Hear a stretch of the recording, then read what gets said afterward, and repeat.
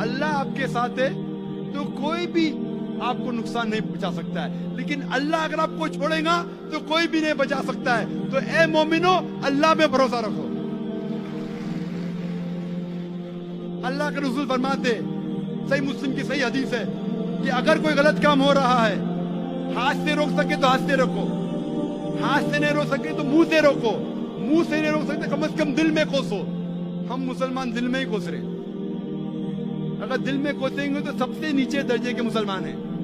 اللہ نے اگر مجھے بات کرنے کی تاثیر دی ہے، ہمت دی ہے، اگر میں بات نہیں کروں گا تو اللہ یہ زبان کو لے لے گا مجھ سے۔